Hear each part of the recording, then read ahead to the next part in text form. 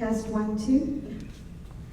I want to say welcome to everybody. Thank you for taking time out of your busy lives to join us on this lovely October day. I'm Kim Mitchell. I'm one of the guidance counselors here at Wareham, and very, very pleased to welcome you to our annual Financial Aid Night. We have a lot of wonderful information. We're so grateful to Beth Connolly-Sylvia from the Education Opportunity Center in conjunction with MIFA, the Mass Education Finance Authority. So grateful that she can bring her expertise and hopefully go over some very important information with you so that parents, caregivers, students leave more comfortable and familiar with the steps that you'll need as you're planning college essentials and financial aid, knowing the steps and what to do to make sure that you have a good game plan. College is an expensive endeavor, but again, with good financial aid and taking the tips that Ms. Connolly-Sylvia is going to give you, you're all going to be in great shape. So we want to warmly welcome Beth, and I'm going to hand it over to her to deliver the presentation. Hi, welcome again, everyone. As Ms. Mitchell had mentioned, my name is Beth Connolly-Sylvia, and I am the Director of the Educational Opportunity Center. I have been involved with financial aid and college admissions now. This is my 20th school year that I am beginning it. We service a lot of high school juniors and seniors, as well as a lot of adult learners. So I'm very well versed at all levels of the experience in moving forward with post-secondary education.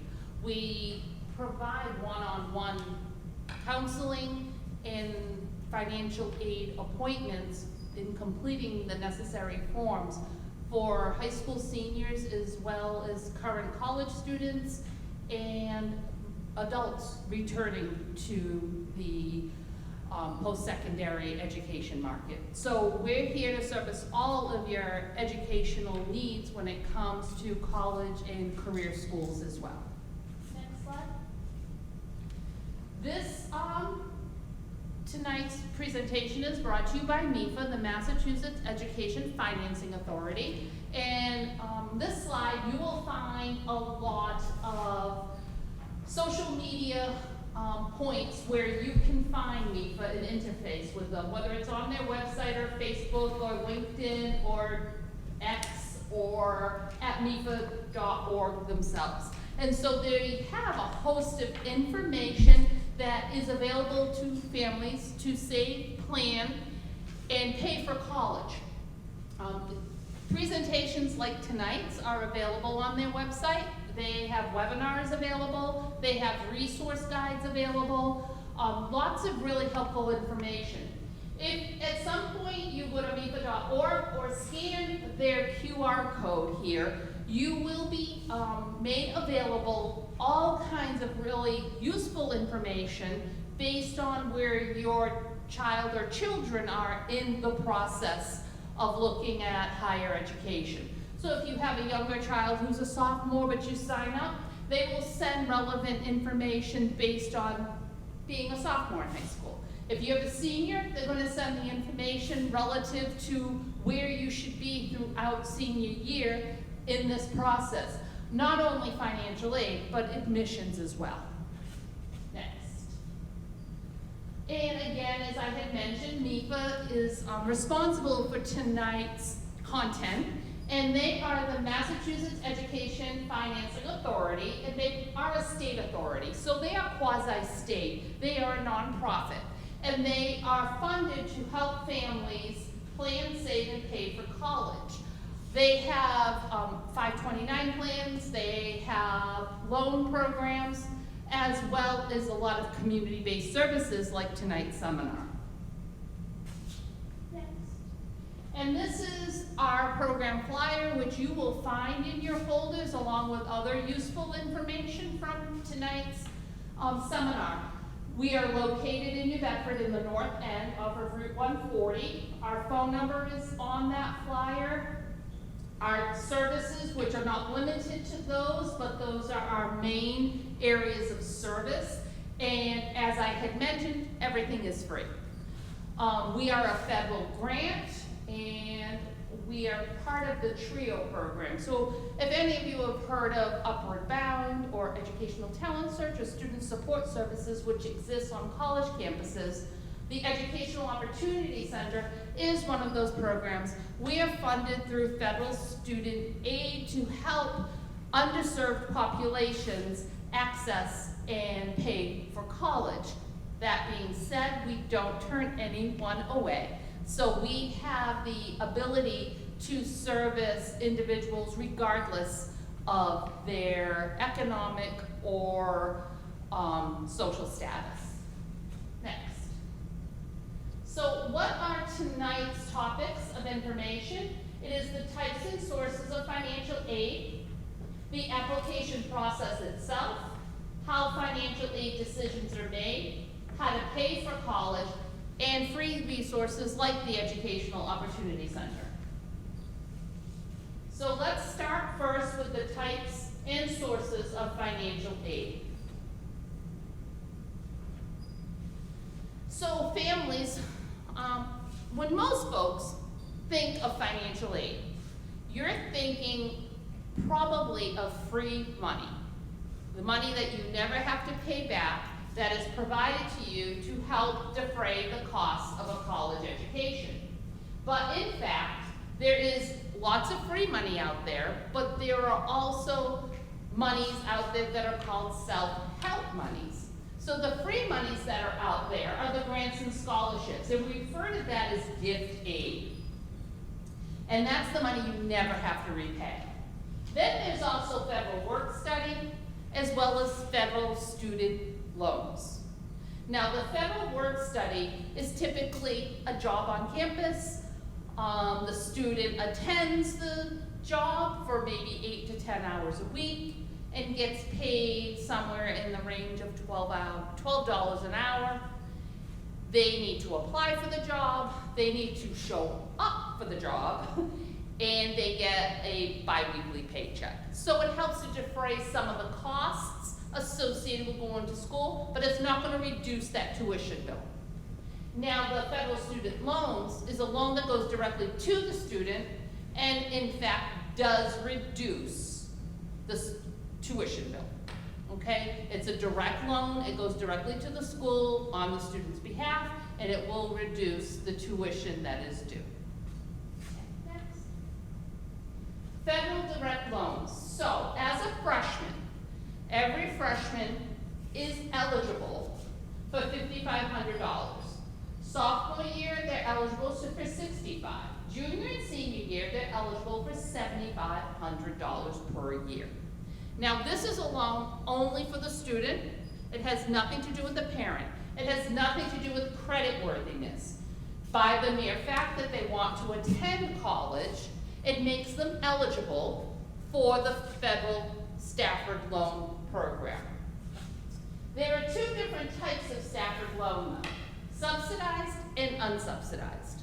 Subsidized, what it sounds like, right? So the student gets the loan based on a family's income.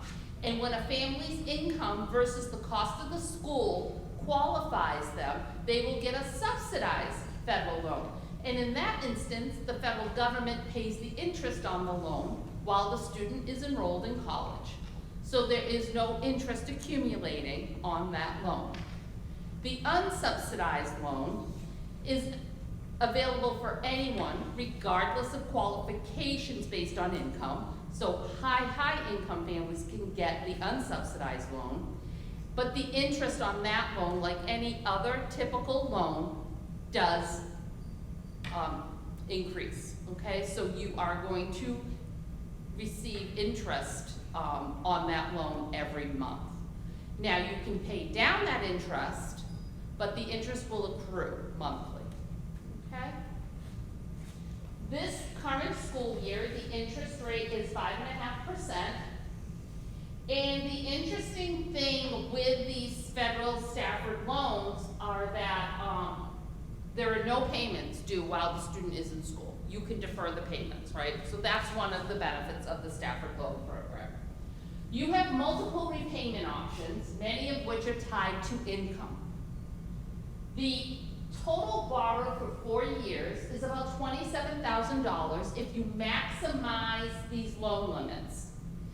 That being said, the average total debt for $27,000, the payment would be about $300 a month for 10 years under standard repayment.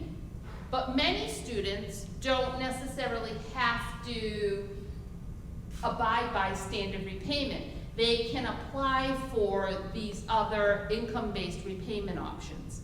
Because for many students, they may also be eligible for forgiveness opportunities. So I'm going to give you an example. I have 3 kids who have graduated from college. I just did, with my son who graduated in May, his re-entry into paying off his student loans. And because of his income level, fresh out of college, he qualifies for a 0 repayment. But because he's working at a nonprofit, if he stays working in that field, he would also be qualified for public student loan forgiveness because of the type of employment he has. So even though at first he's paying 0, it's considered to be a payment. And so those payments will qualify for public student loan forgiveness. So for some students, they can go into this income-based repayment and get some of their student loan forgiven as well. That does not exist with other types of educational loan products.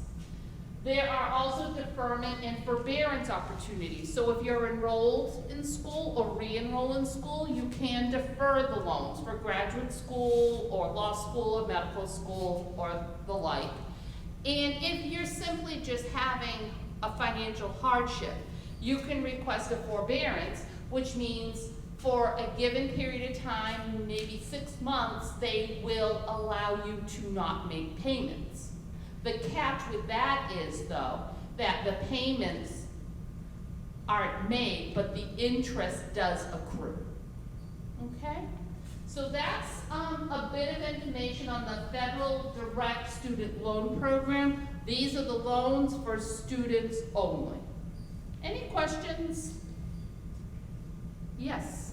You have your loan and it goes into, say, a financial forbearance, and it's been in a financial forbearance for 10, 15, 20 years. Is there a point that the government in the past, I thought, writes off the loan? This is a question about loan forbearance. If a student is in long-term loan forbearance and can show permanent disability, you have to have doctor documentation and the like. And if you can show permanent disability and a long-term forbearance, yes, the loans can be forgiven. Okay? All right. So where does financial aid come from? It comes from multiple sources. The federal government is a big source of financial aid. They provide grants, work study, loans, and tax incentives, and there's a lot of good information at studentaid.gov if you want to dive in a little deeper on the sources of that federal aid. Many of you may be aware of one of the major grant programs, the Pell Grant, named after Rhode Island's Senator Pell. And it is for lower income families, so students who have tremendous financial need typically will qualify for federal Pell Grant. It is upwards of $7,000 a year to help defray the tuition and room and board for a student attending college. So that's one example of a federal grant loan program. Massachusetts also has grants, scholarships, tuition waivers, and loans. That information is available at mass.edu /OSFA, Office of Student Financial Aid. And that is the Massachusetts website that provides information on the financial aid that the state provides. Now, many of you may also be aware of the waiver of the Abigail Adams Scholarship.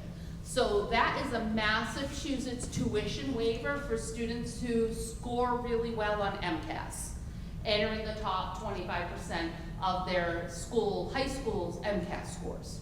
And they get a designation from their guidance counselor. They will hand those out to those qualified students, and it waives the tuition at the state colleges. So, what is the tuition at the state colleges? It's the tuition only. So at UMass Amherst, it's close to $1,800.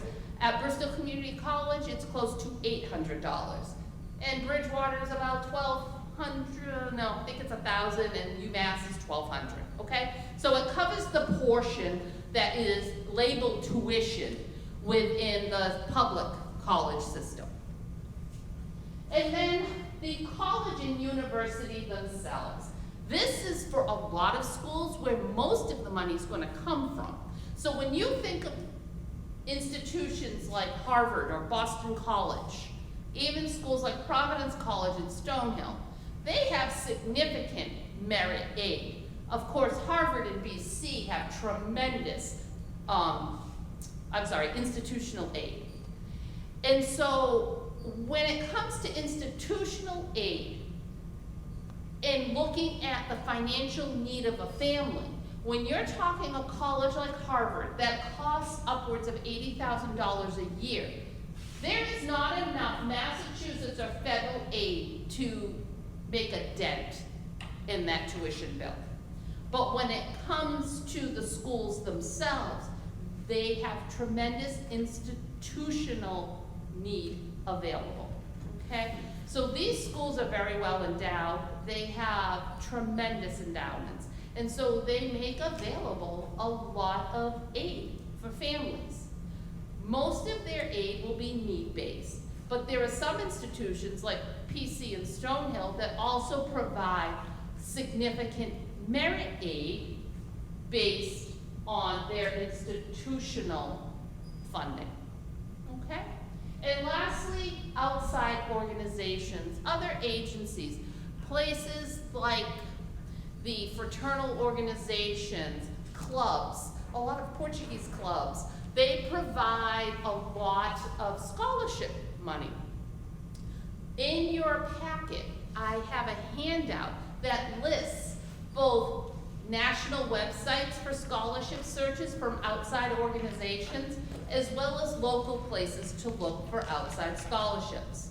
The first place any high school student should look for outside scholarships is their guidance office, okay? Their guidance counselor has the pulse of the scholarships that are available internally at Wareham High, as well as in the local community. So most scholarship organizations will forward their applications directly to the high school guidance departments.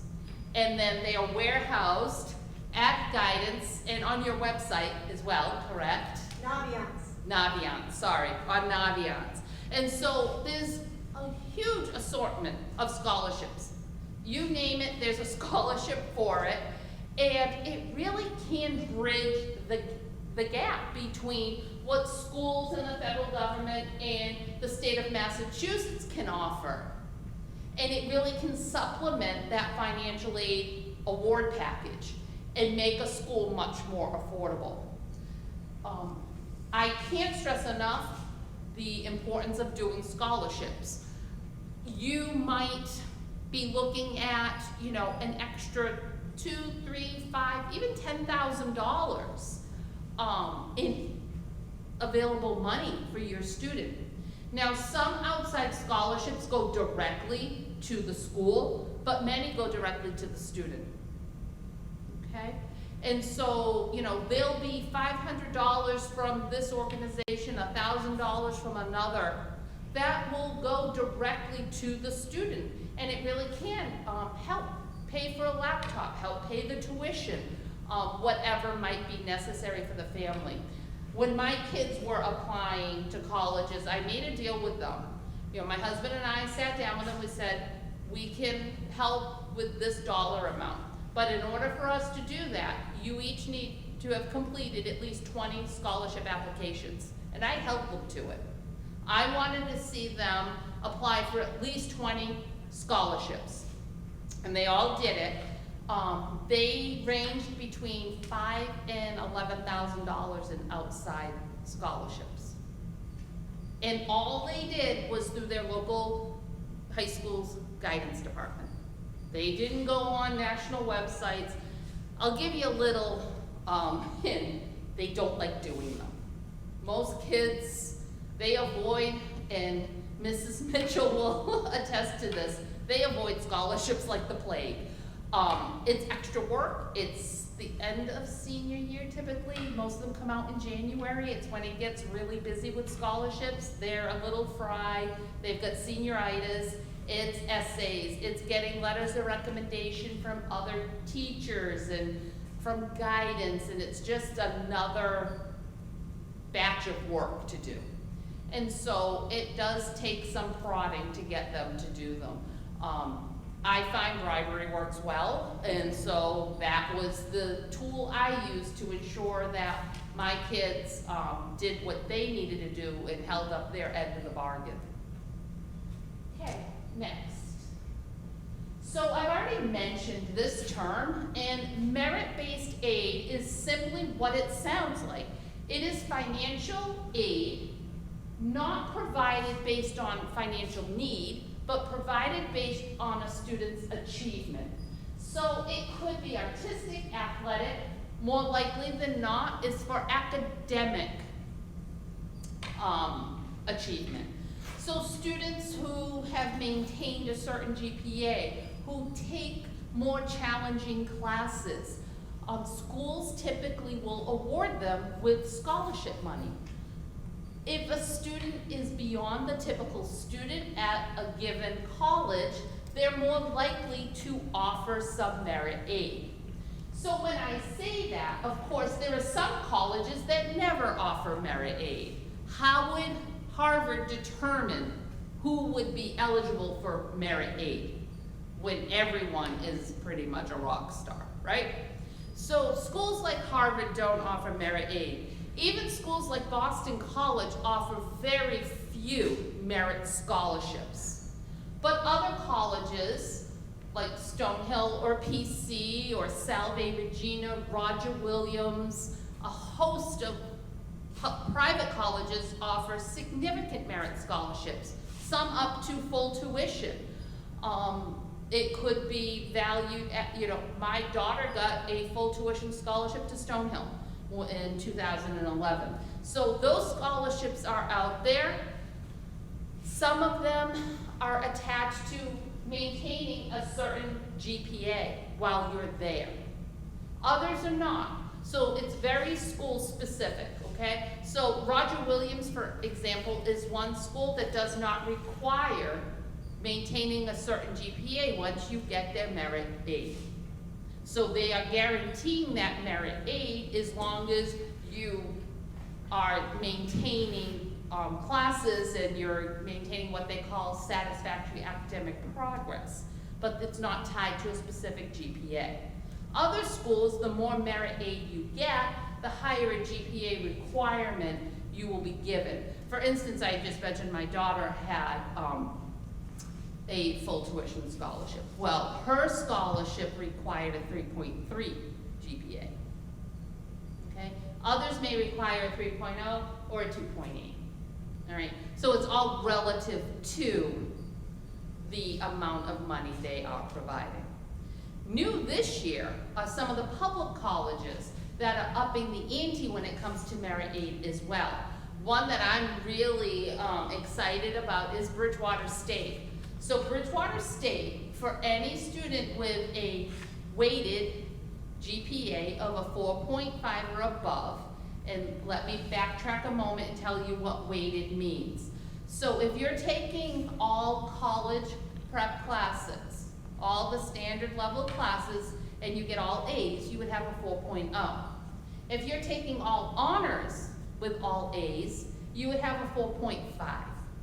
If you're taking all APs and have all A's, you would have a 5.0, okay? So that weighted GPA of a 4.5 guarantees a full tuition scholarship. And tuition also includes fees when it comes to the scholarship, so it's $11,000, which covers the tuition and fees at Bridgewater. If you have a 4.3, they're almost gonna cover the full 11,000.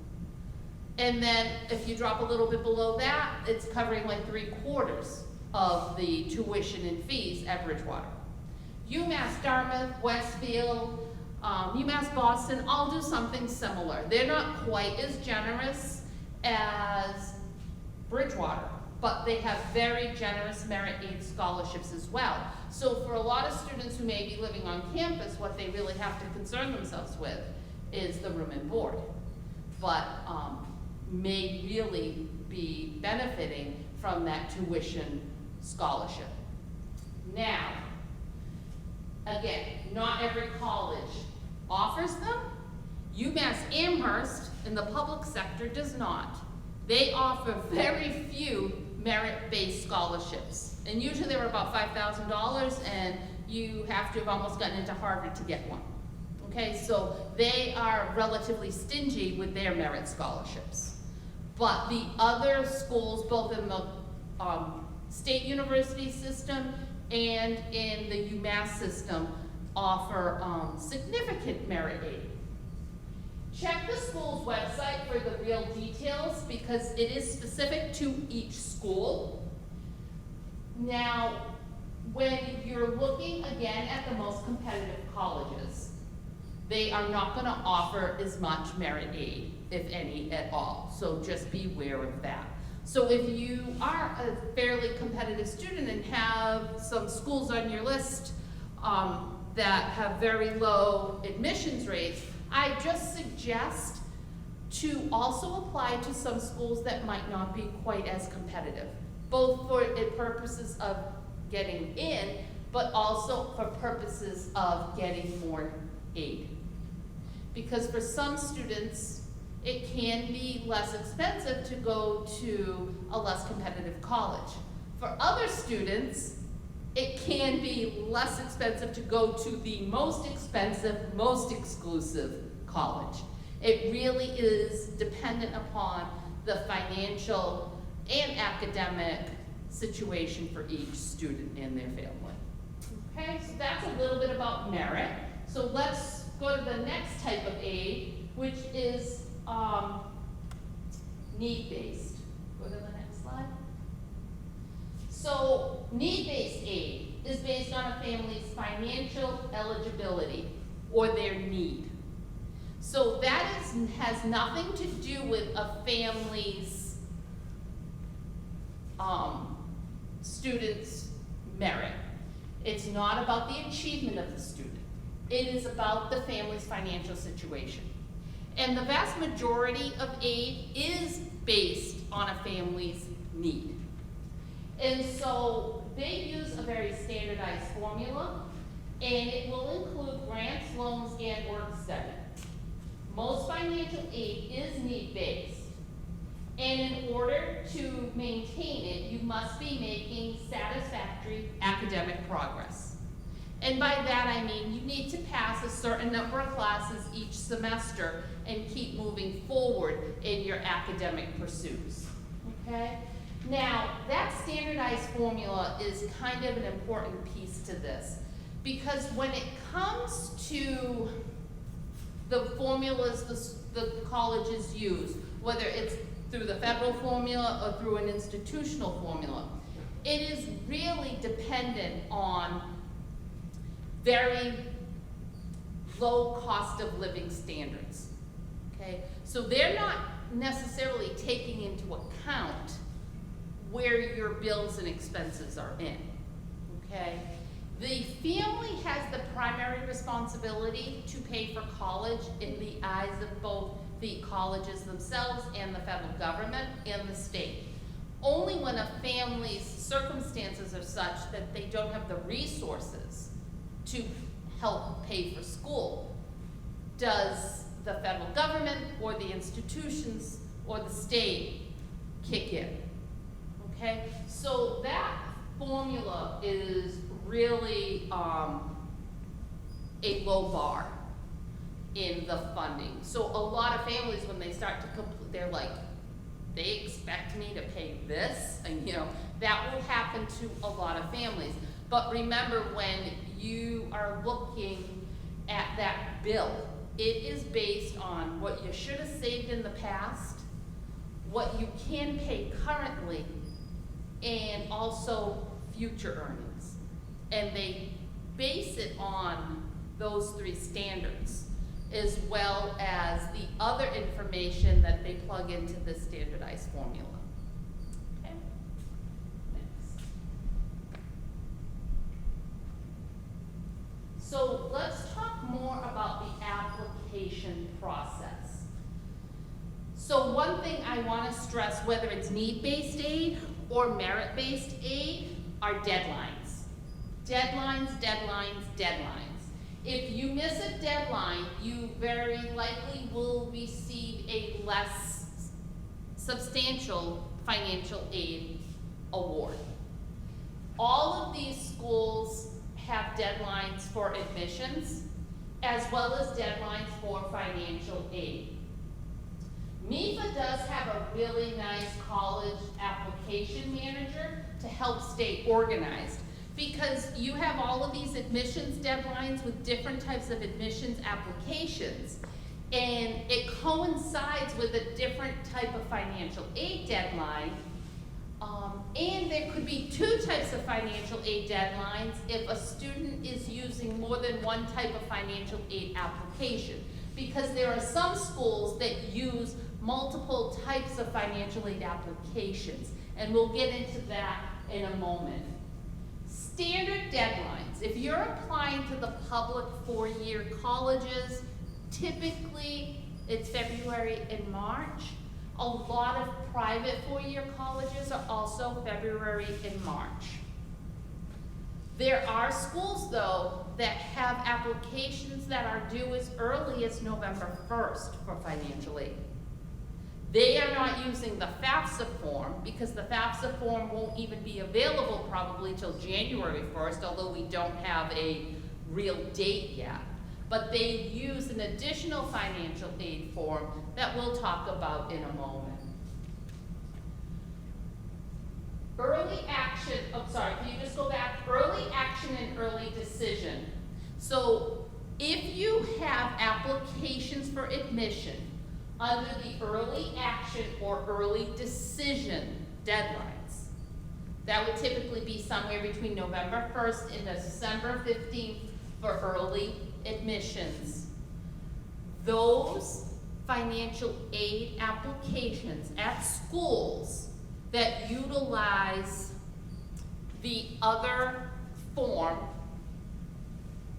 could be as early as November 1st, okay? So some of the schools that utilize this institutional financial aid form, it's called the CSS profile. It's through our friends at the College Board.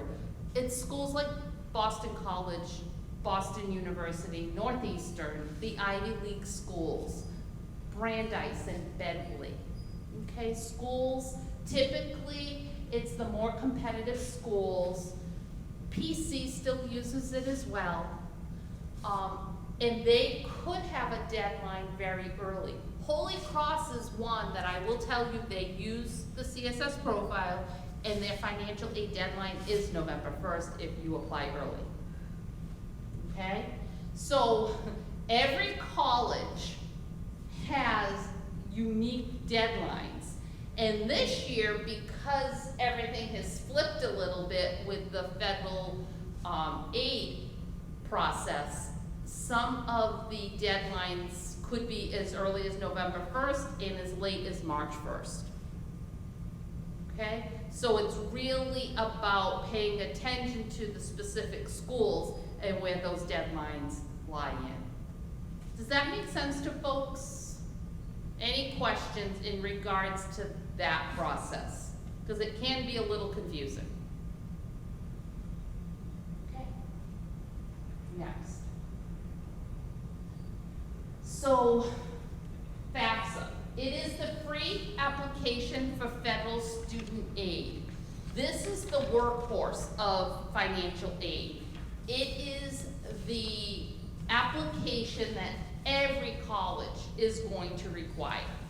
Whether it's a community college with a May 1st deadline, a 4-year state public college with a March 1st deadline, or a private school with deadlines ranging from November 1st through July. Some literally have rolling deadlines, and there is no deadline. They just keep awarding money. Of course, the earlier you apply, typically, the better your aid offer will be at a rolling admission school. If you meet the financial aid deadline, that is the most critical thing. You don't have to apply on January 1st if this application opens up on January 1st. I will guarantee you that if everyone goes in the first day it's open, this thing is going to crash. It's had glitches before, and I am anticipating glitches this year. What you want to be sure is that you are able to complete it prior to whatever the school's priority deadline is. So that deadline of that earliest school would be where you would want to get that application done first, okay? It's not going to be due earlier than February 1st. They're going to give at least a month to get it done. My guess is it's probably going to be closer to March 1st for most schools to get the FAFSA completed. Next year, it'll open up on October 1st, and you'll have a lot more time to get it completed. New with FAFSA this year is the term contributor. In the past, we called it parent and student. They were the two contributors to FAFSA. Now we're calling them by contributor only. And those are the people whose information appears on a FAFSA. They are advising families to start the application with the student's information, and then the student invites all other contributors. My advice is, with high school seniors, because like I said, I'm the parent of 4, I've got 3 that I've gone through this process with, and I have 1 who is in high school. You know your kids. If you want to give them the reins to start the FAFSA and you feel they can handle it and then invite you, by all means, go for it. My opinion on this is sit down with them.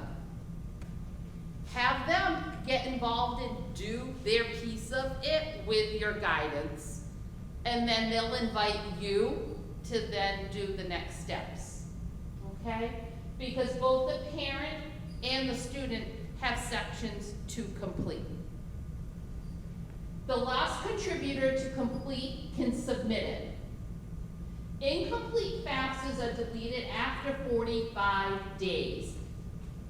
Currently, it stays in cyberspace for a full year. That's going to end. So if you start a FAFSA and then don't complete it within 45 days, it will disappear and you'll have to restart it again, okay? Next. This can be done now. So in order to complete a FAFSA with all your information, you need to first apply for what we call an FSA ID. It's a username and password for federal aid. If you've had older students and you've already done this, then as a parent, you would already have an FSA ID. If you've gone to college yourself or are repaying loans, you probably have an FSA ID at this point. If you don't, then you need to apply for one. In some situations, multiple parents need to apply, and I'm going to go over who and why in a moment.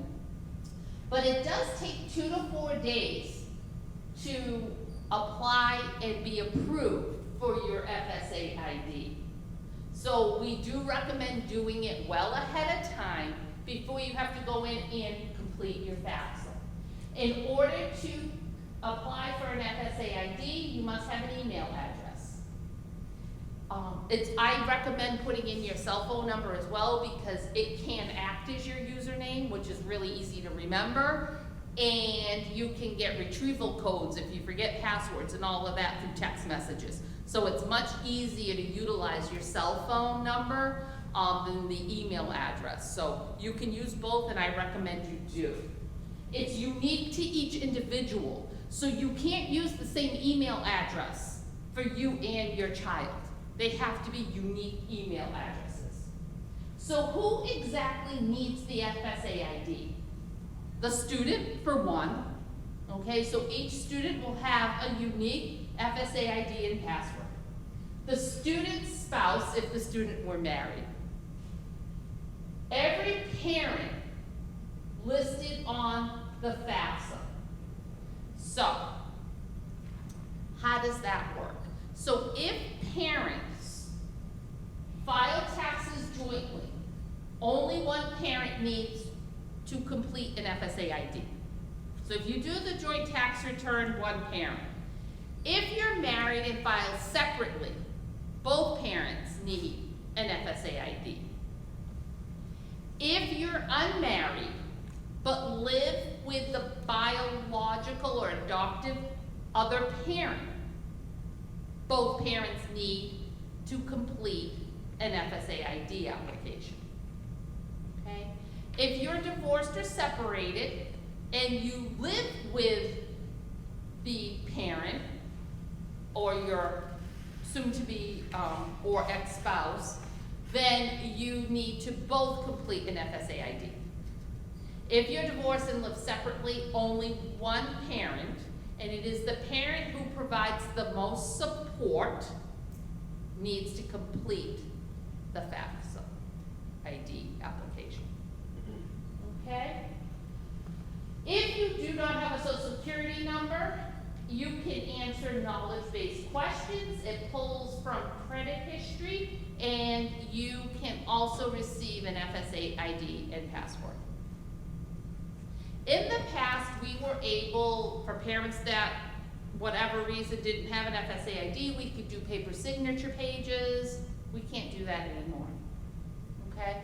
So, for the most part, everyone who needs to complete a FAFSA and needs to be a contributor on the FAFSA needs to have an FSA ID. Yes? So since this seems to be tax-based, what if you are the parent but you don't pay taxes? So you would still complete, if you are the parent who provides the most support but don't pay taxes is the question. And do you still need an FSA ID? Yes, you do. And then it will recognize and ask other questions of support. Okay? All right. This is what it looks like on the web page. And you click Get Started, and that is where you will create the FSA ID and password. Now, we've already kind of gone over a bit of the federal aid and how we access it. I want to step back a moment because at this point a lot of people are like feeling a little bit like deer in the headlights in getting all of this done. So one of the things we offer at the Educational Opportunity Center is help completing these forms. So we will sit down with you one-on-one in an appointment and we can do your FSA IDs, we can complete your FAFSA.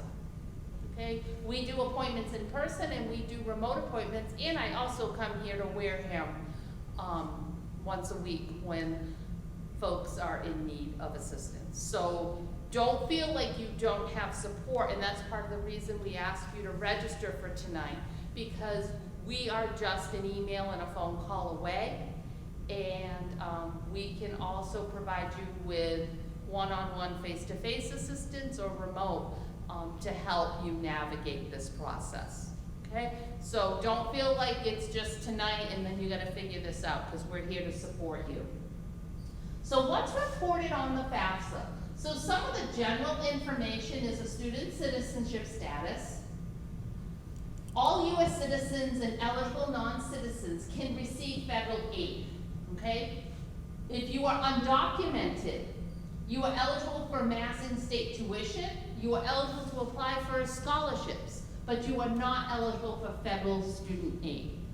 You may be eligible for institutional aid at a host of colleges as well. There are many private colleges that do provide aid to undocumented students as well. A parent's status does not matter. What matters is the student's status. So a parent can be undocumented, it is not an issue in receiving federal aid as long as the student is documented or is a U.S. citizen. Colleges where the student is applying. So when you go to complete a FAFSA or the CSS profile, which we'll talk about in a moment as well, you are applying that financial aid application to a specific college. And so you're gonna list those colleges. So when it comes time, if you come in for an appointment at EOC, then you're going to need at least one school where the student is looking to apply in order to complete the financial aid application, okay? It has to go somewhere. You can put up to 20 schools on the FAFSA this coming year, up from what was 10 this current year. So parents, and I went over this already, but I'm going to go over it again. So on the FAFSA, parents, married, including same-sex parents, including both parents. All parents who live together, married or not, divorced, separated, the parent who provides the most financial support in the last 12 months, and the current spouse if applicable.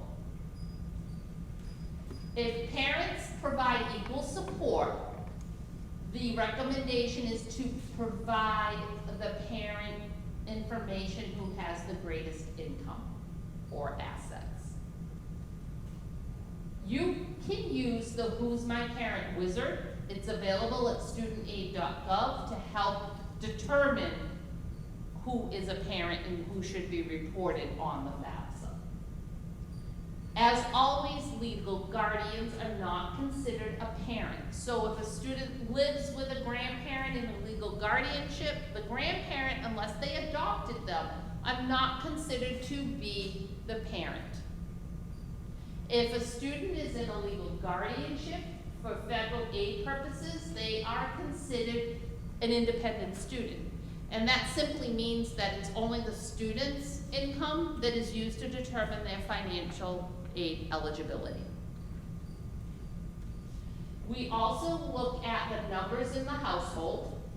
They pull that directly now from the IRS, but a family can update it. So I mentioned my son a few moments back. He's on my taxes for 2022.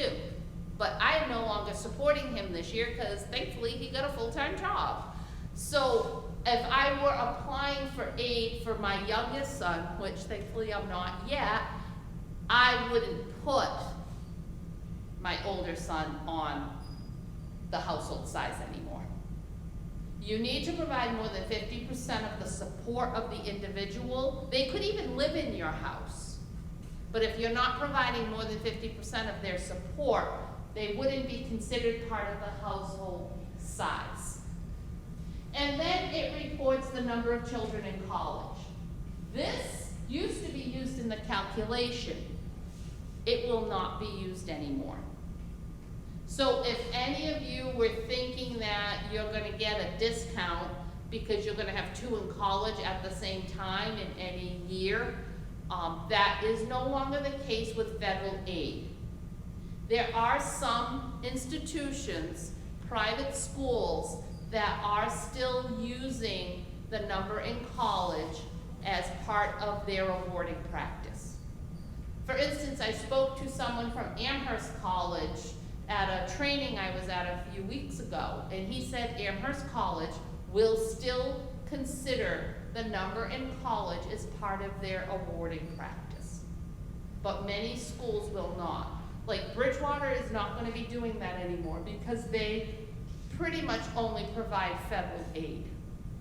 They give that merit aid like we talked about, but they're not giving a lot of other need-based aid that's not federally based. They do have some institutional money, but they're using federal methodology to distribute it. Okay?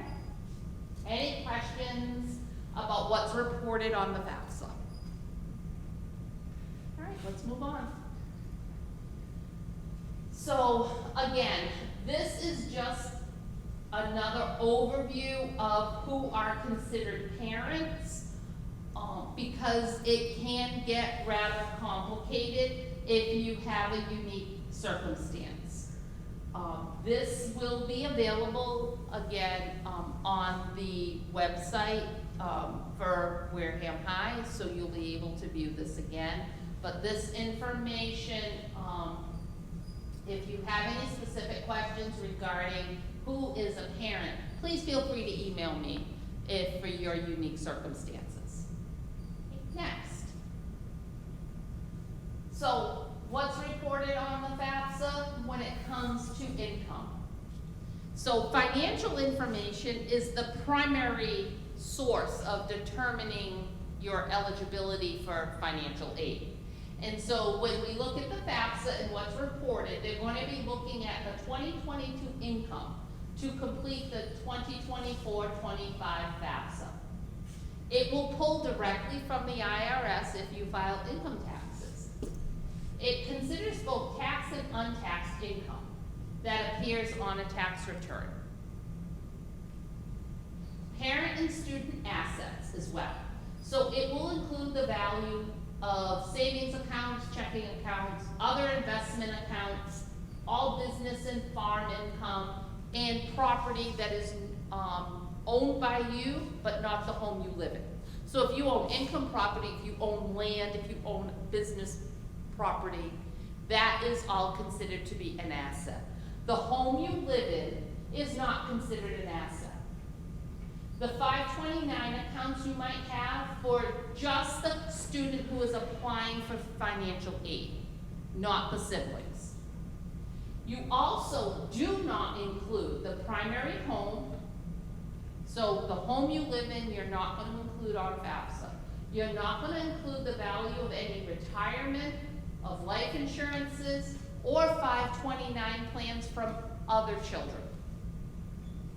Child support received used to be considered part of income.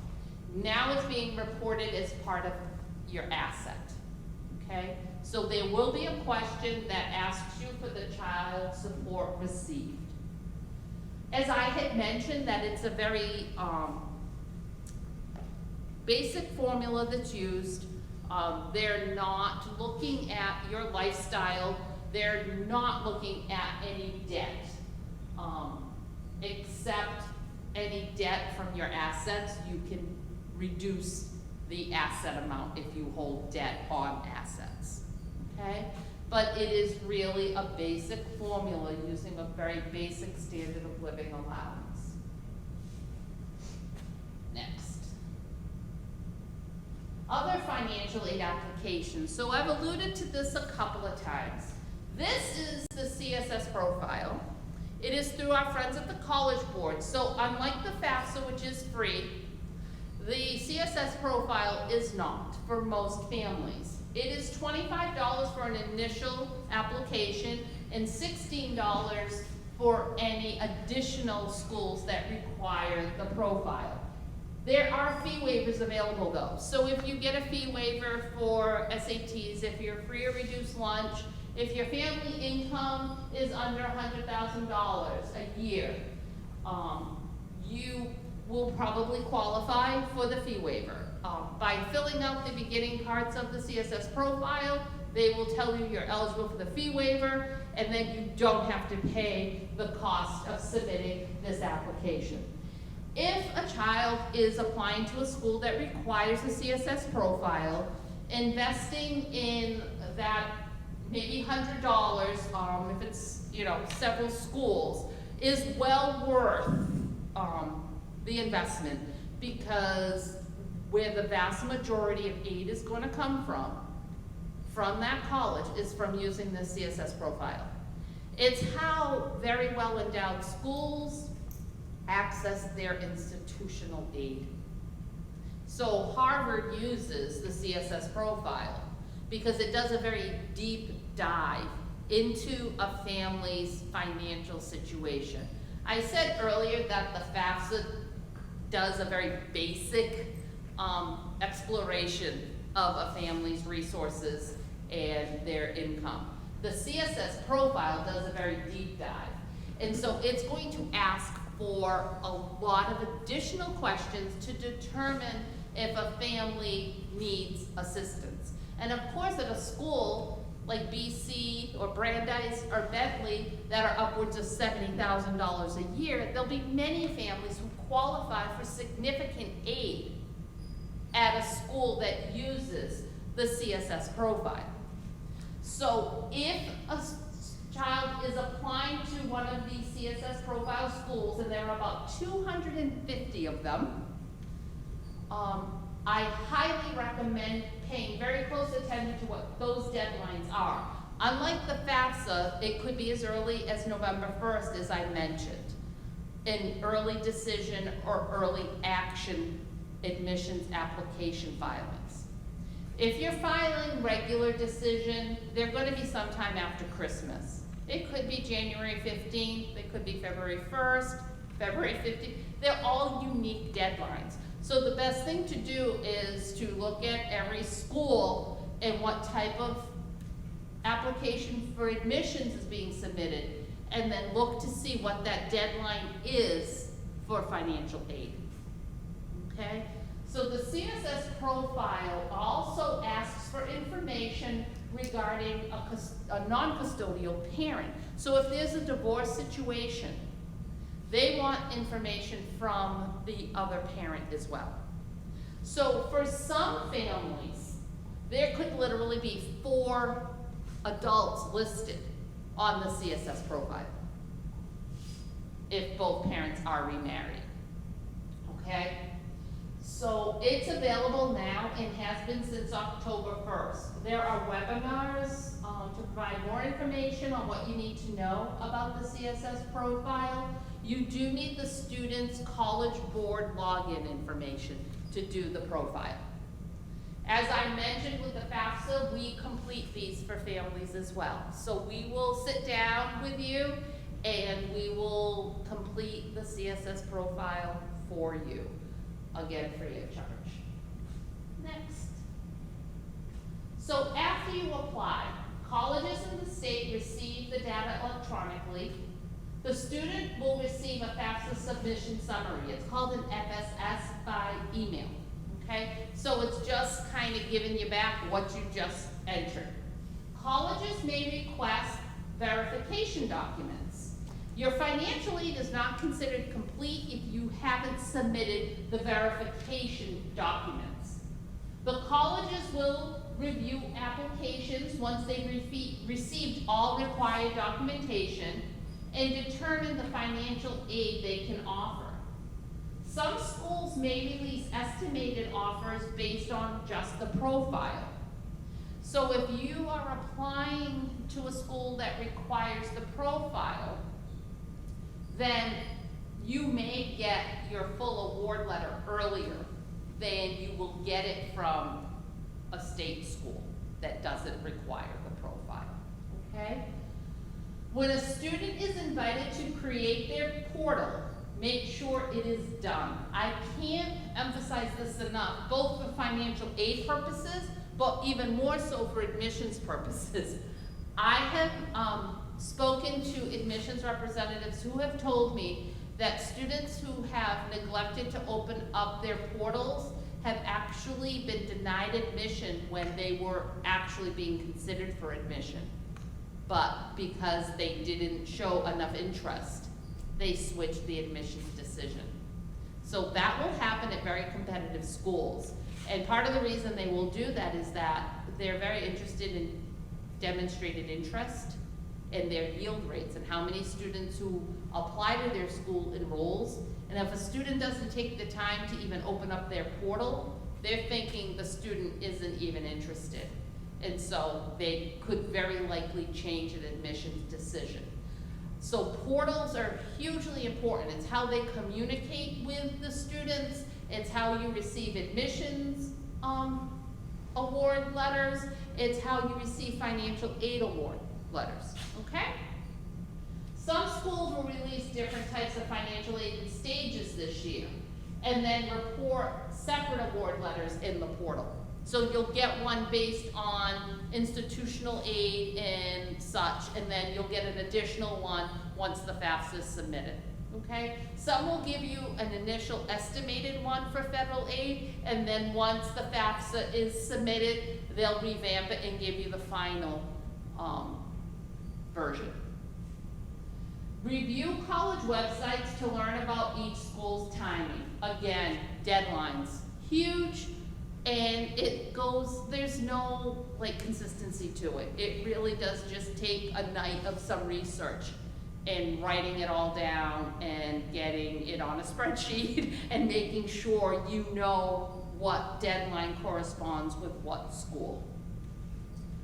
You will not have to commit to a school without a financial aid offer. Regardless if you're doing early decision, early action, you're not going to have to commit to a school until you know what the school can offer for financial aid. Verification, we mentioned this a few moments ago. It is simply a few extra documents to ensure that the information you have provided to the school is accurate. So it could be the tax return transcript, it could be a couple of worksheets that the college has created, it could be asset account statements, it could be W-2s, okay? So there might be some additional information that you have to provide to the schools. You might have to do it through the college's web portal. The CSS profile actually uses a documentation service called iDoc. You might have to do it through that. Again, as with everything else, it is another service we offer and can help you pull together those documents if you need assistance. Okay, next. Financial aid office. So a lot of parents are a little fearful of the financial aid office because they're afraid if they bother them, they're not going to be as generous. You are afraid that they're holding the money from you. You don't want to disclose certain information because maybe it won't be to my benefit. They want to work with you. They want to make it as affordable as they possibly can. They have rules they have to follow. They have rules for federal aid they have to follow. They have rules for state aid. They have rules for the institutional aid. And they have to make sure they're following those rules and providing the aid to the students who are most in need of it. End of story, right? They want to help. If a family has unique circumstances, has special issues, the financial aid office is there to help. They are the ones who can support you. They literally can make changes to your financial aid award based on your current situation and not your past. Okay? So for 2022, that's what income they're looking at for next school year. Things could change significantly. You can ask for them to reevaluate your financial aid based on the situation right now, and they can do that. And so it might really increase the aid that a student receives. You know, a parent's laid off, a parent becomes ill, things happen, something really changes. Sometimes that 2022 tax return might have a one-time income that is distributed, and then you put it to something else that doesn't even exist anymore. You can let them know that. You can provide that documentation, and so they can treat that separate and apart from your traditional income that you receive every year. You know, they may ask for multiple year tax returns to make those types of determinations, but they're there to work with you, not against you.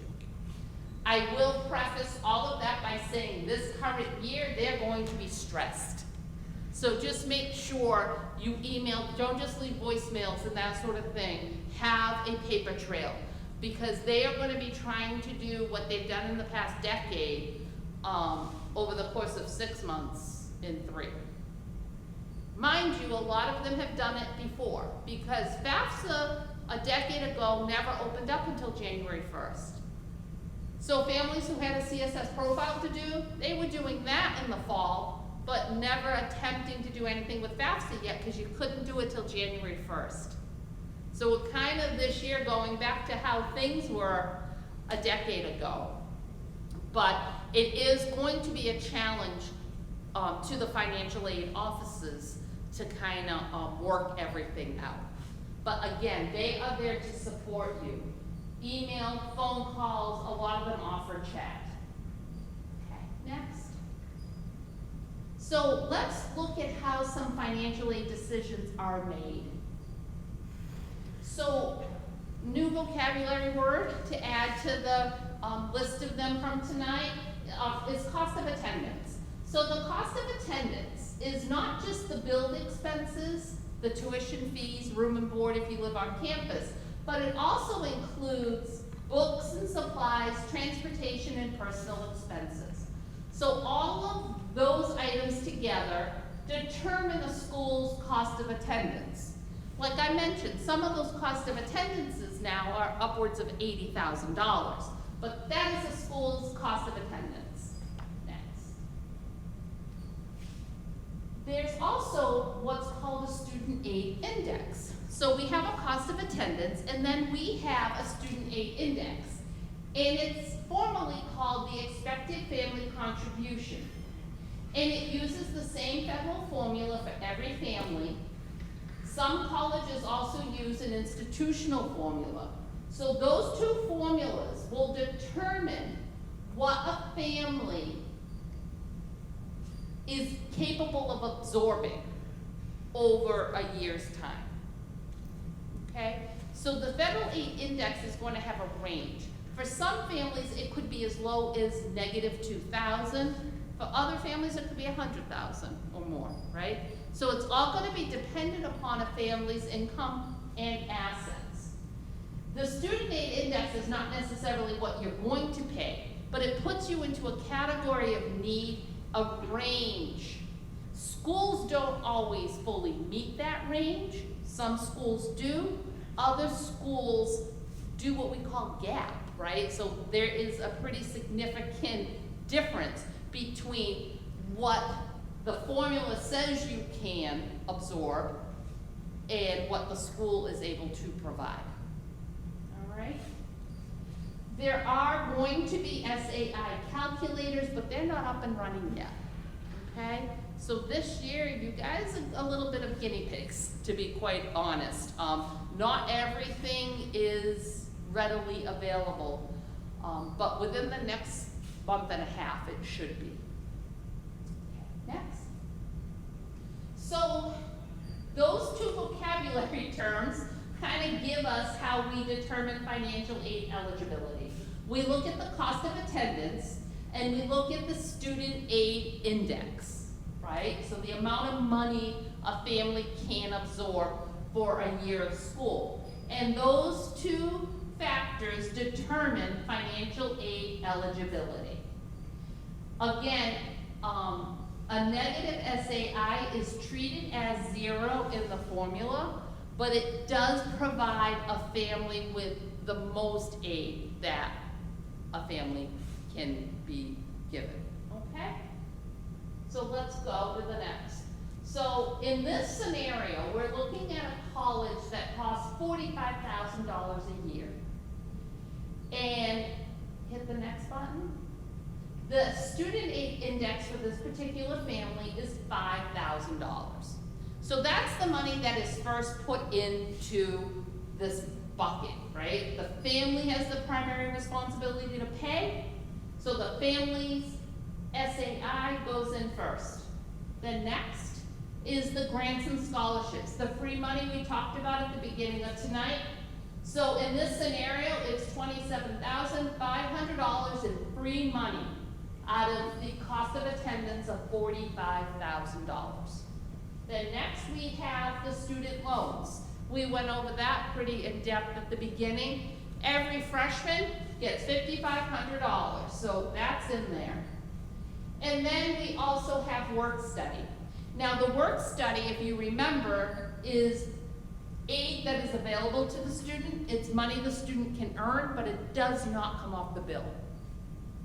Okay, but it is money for those personal expenses, maybe for books. And lastly, unmet need. So as I mentioned, schools do what we call gap. They don't meet the family's full need usually. So in this circumstance, there's a $5,000 gap between what a family should be paying and what the school could provide. So in this scenario, the family is looking to absorb $10,002, so $12,000 is what that $45,000 a year school will cost in out-of-pocket money, whether it's through another loan or payment plan or savings.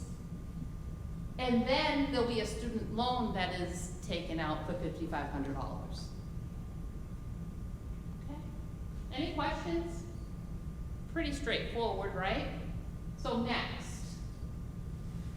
Net price calculators are another useful tool which are not accurate right now because federal aid isn't accurate.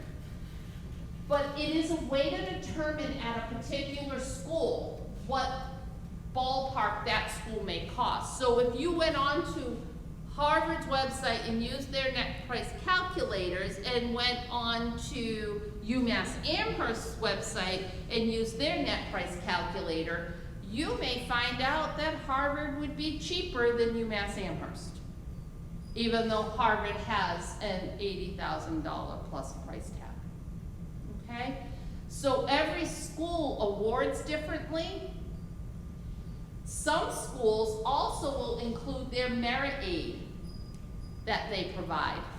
So they'll ask for GPA and they'll ask for class rank and they'll ask for SAT scores. And then they can also give you an indication not only of the financial aid you're eligible for that's need-based, but also the financial aid you're eligible for that's merit-based. Okay? So of course you're gonna put in some tax information, your family size, you know, the basic information to help them determine your aid eligibility. Some schools that are still considering 2 in college at the same time will ask for how many students will you have in college in that given year, okay? So they'll use multiple factors to determine your aid eligibility. Next. Award letters, though, can vary greatly. And this is an example of 3 different colleges and how their awarding practices can be very different. Just like in the first example, we have a cost of attendance of $45,000 and a student aid index of 5. If you look at College A, there was no unmet need. When you look at College B, there's 7,000 in unmet need, and College C, 15,000. If this were for my child, they would be going to College A because they met my need. Okay? Maybe College B is their dream school and you make that work.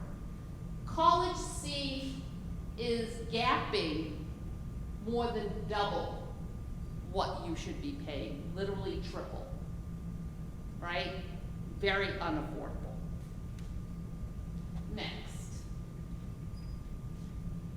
In this scenario, there is something included in these award letters that is different than the first example. It is the Parent Plus loan. The parent loan is not financial aid.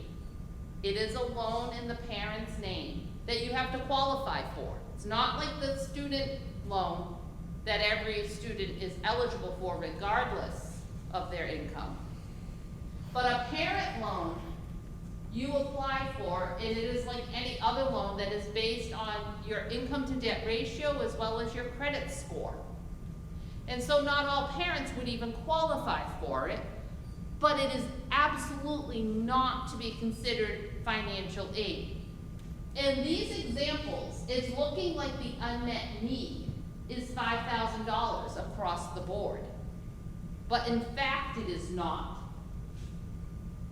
College C has a $29,500 parent loan included, no grants or scholarships. That is not financial aid, and the unmet need for College C is almost $35,000. There is no way that would be a school I would have one of my kids go to. You should never see a Parent Plus loan or any other type of parent loan on a financial aid award. It is not financial aid. Next. So how do we pay for that balance due? Because most of us are going to see one. Next. So in this scenario, a family owes $20,000, which is not atypical for a lot of families. So how can you make that work? So in this scenario, we're using multiple options. So we're looking at student savings and parent savings. We are looking at a parent contributions to a payment plan. Usually the school payment plans are divided amongst 10 months. So that would be a $500 a month payment to the school. And in this scenario, they're also looking at an education loan. My challenge to you is, how do you get rid of that education loan? Outside scholarships, right? So you work with Miss Mitchell and you haunt your kids to go see her regularly so that you can take this education loan off the table and afford this $20,000 balance without having to take out any loan because there was so much provided in scholarships. Okay? You know, and a lot of kids, really, student savings can be more than that with summer jobs now at $15 plus an hour.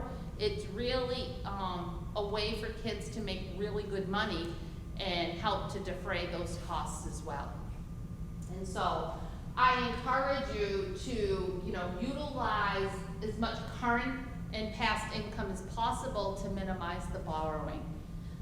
If borrowing is a necessary evil, which it is for many parents, I highly, highly, highly recommend looking at the Stafford Loan Program, the student loan first and foremost, before you look at any other loan products. Have the student take out the loan for $5,500. It is the lowest interest rates, it has the best terms, it is tied to the best repayment options. It really is the first line of defense when it comes to any type of loan product. Next. So these are some important kitchen table conversations to have, and I had these with my own kids. One of the things, I sat down very early with what that dollar figure was that we could provide for a year of school. I have met with many families where parents are thinking 5 or 10,000 and kids are thinking 50, and I'm not exaggerating. Like, there's no concept to what that means over the course of 4 years and repaying that. It's just like, I wanna go to BU, and if that's what it's gonna cost me, that's where I wanna go. And so it's really important to get on the same page as soon as possible with what is affordable for 1 year of school. With this whole thing with Bridgewater, with students with high GPAs, it's changing conversations that I know of, because that can become a real safety school financially for families with kids with higher GPAs. It was already a good option for families if you factored in commuting and things like that, but it really can be a game changer. A decade ago, UMass Amherst was usually considered that more financially safe school for high-performing kids, and That's not the case anymore. Most private schools come in under UMass Amherst for many families now. So again, it's just to really look at what that dollar figure is and make sure that you apply to enough schools that you have a range of options. As I've mentioned tonight, the highest priced school for many families can be the cheapest. But for other families, that's not the case. So you want to put your eggs into enough baskets that you have options, but you don't want to limit choices based on the price tag. You know, if you have a student who's receiving free or reduced lunch and they get into Harvard, they're going to Harvard for free without a student loan. And most families who earn under $100,000, it's going to be pretty close to that. But that wouldn't be the case at UMass Amherst. There'd still be a big bill due. So it's just don't necessarily give up on a school because of its price tag. Conversely, definitely have that financially safe option from the get-go and know what that amount of money is that your family can absorb in a given year and share that with your kids because they're often not on the same page as us. Next. There's a lot of state aid programs, as I had mentioned, as well as federal aid programs. The Office of Student Financial Aid, their portal provides a lot of good information. And if you create a username and password, a login for the State Mass Aid portal, you can make sure that if you're eligible for any state aid, that it is going to the right receiving school. This is most critical for families who receive Pell Grant. If the first school listed on FAFSA is not the school you end up attending, which oftentimes happens, there is some fear this year that the Mass Aid isn't going to automatically transfer as it has in the past. So one of two things can happen. You can go back in and reorder your FAFSA schools, get rid of all of them and just have that one final school, if it's a state school that the student's going to, for federal, for state aid purposes. Or you can access and track your state financial aid eligibility through the state portal. Okay, so those are the two options to make sure if you're eligible for state aid, you are receiving it. And of course, you can reach out to us at the Educational Opportunity Center to help provide assistance and guidance on that issue if you are in need of it. Okay, next. So when you go for trying to reduce the cost, there are also options of utilizing community colleges as well as a way to reduce those costs. Some of our kids are like, no, I don't want to do that, you know. Others start to realize that this is a pretty affordable option. And so far this year, there's been no announcement, but I'm sure many of you have heard about the Mass Reconnect with students over 26 can go to a community college for free regardless of income. There is talk of expanding it to high school seniors and above. So first year college students, there is talk of it. There is a push for it. Now whether it comes to fruition this year or not, I don't know. But there is a conversation happening. So of course something like that happens, it really changes the landscape significantly because you can get 2 years of a community college completed for free. And then transfer on to 4-year schools. You know, it's expensive, and whatever you can do to start to reduce those costs. Of course, kids who have taken a lot of APs and have AP credit or done dual enrollment in high school, they may only get a year of a community college because, you know, more than 60 credits is just not going to cut it. You need to get to a 4-year school at that point. But for those who haven't done that yet, and don't have those dual credits or AP credits, 2 years can really take a dent out of that bill. Okay, next. So scholarships, again, prioritize the scholarship searches by starting with your high school guidance department and their webpage on Naviance, as is used here. Many high schools also have their own scholarship fund where they distribute scholarships to the students by a committee of faculty and guidance staff and such that determine this, these scholarships are going to these kids. It's usually a pretty simple application. They don't make it as complicated as a lot of scholarship donors do.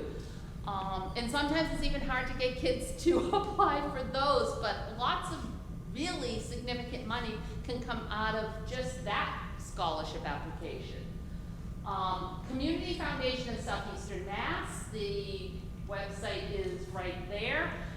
It is kind of a one-stop shop for a lot of area scholarships, and they do a nice thing where it's similar to the Common App, if any of you have kind of started using that, where they look at the student and they determine what scholarships they're eligible for based on their preferences.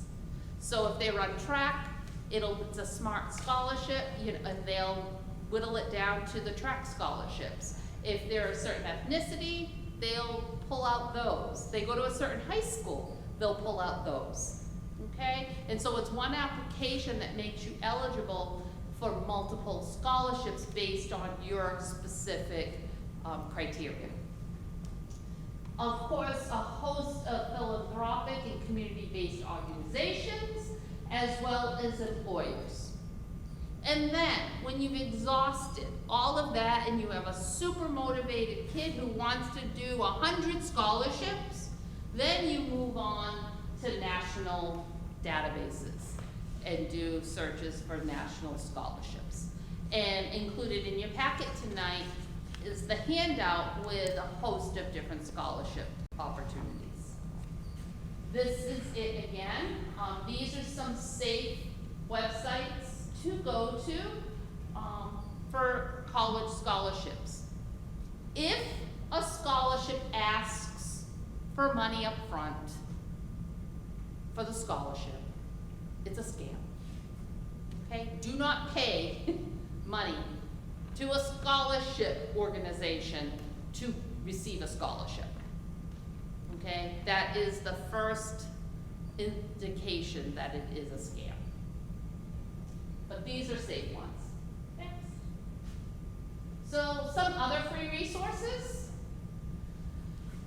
FAFSA Day. It hasn't been announced yet, but they're held February through June at different sites throughout the Commonwealth. And folks like what we do at the Educational Opportunity Center help you complete your FAFSA application. As you see here, the Massachusetts Educational Opportunity Centers, my parent agency is Mass EdCo. I work with Seven Hills. That's who I'm funded through. And we're located on 10 Wilby Road in New Bedford. My funding does come from Mass EdCo via the federal government. And we're in Boston, we're in Lynn, we're in Springfield, we're in Worcester. We're throughout the state. Brockton as well. And you can also find us at massedco.org. And then MIFA has a host of helpful resources, and they provide guidance. They even have a hotline that you can call and ask questions and get assistance. Of course, at the Educational Opportunity Center, as I asked you for those registration forms tonight, you can email us.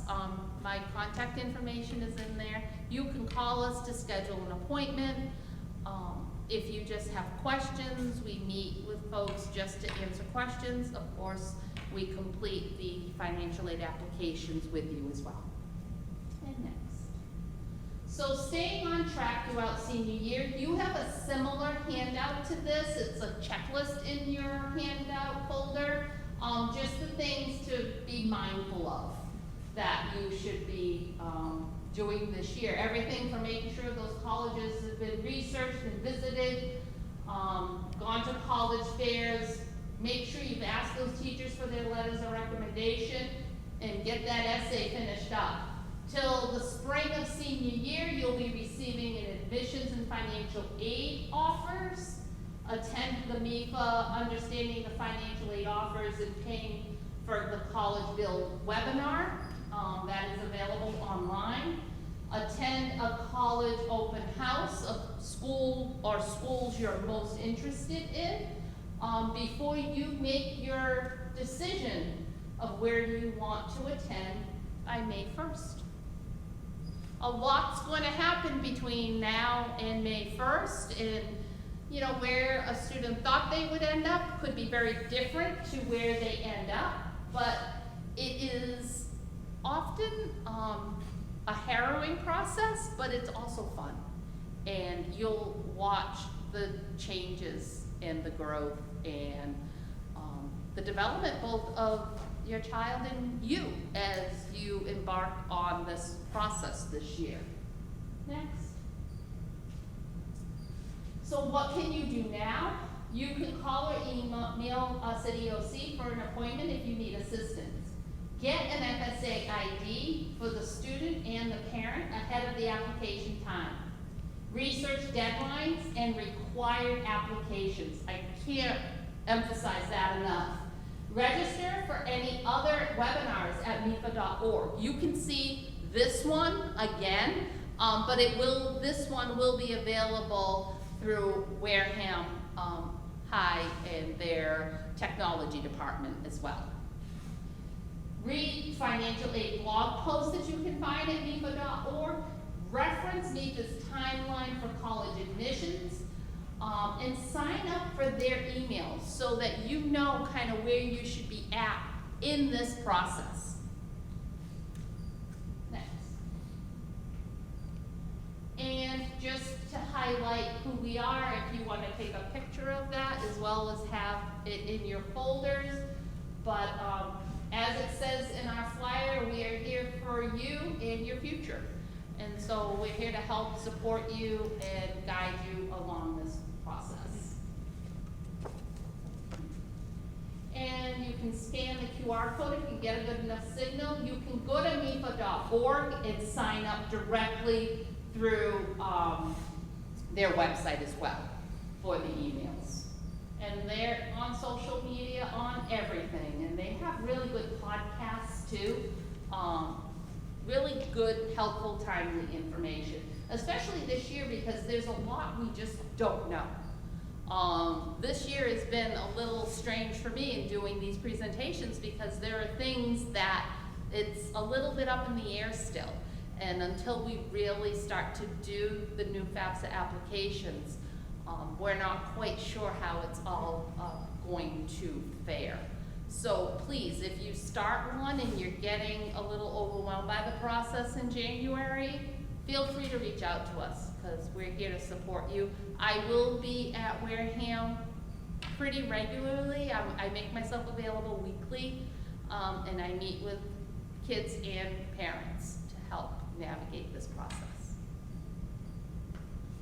Again, I'm Elizabeth Connolly-Sylvia. I am the director of the South Coastal Educational Opportunity Center, and we are located in New Bedford. And feel free to take a picture of that as well if you, want to reach out to me. My email is there. And I thank you for coming tonight. I know it was a lot of information. I hope it wasn't too overwhelming. I will stick around to answer any individual questions as well, and feel free to reach out to me. And it was great meeting you all, and have a great evening. Thank you so much. Can we give Sylvia a big round of applause for taking the time?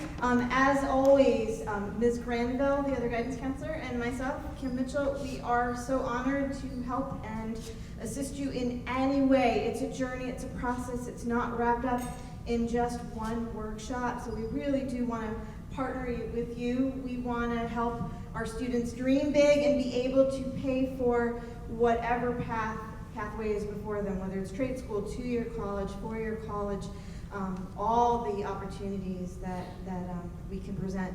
The scholarships we list on Naviance. We also maintain regular scholarship listings and applications in guidance, so definitely come, be a frequent flyer, visit often. We don't want to see any scholarship unsubscribed to. Like, everybody should, again, there's like hidden money that's out there. It's like going on an archaeological dig. The more you explore, the more you're going to be going to find, and we want to help students, families be efficient, apply for the stuff that's going to be the best fit. Again, be mindful of those deadlines, and it really is a process. We know it can be stressful, but hopefully something that's enjoyable and exciting along the way. So we can't thank you enough, and again, this will be edited. Special thanks to Christian Fernandez and his team for making this available online, so we'll look forward to that in the future. Thanks so much, and have a great rest of your night.